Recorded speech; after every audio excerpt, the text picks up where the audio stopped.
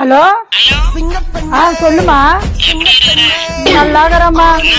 ஒண்ணும் இல்லம்மா, இது வீடா ரோடா ஒண்ணும் தெரியல, ஒரே குப்பைங்களா கிடக்குது.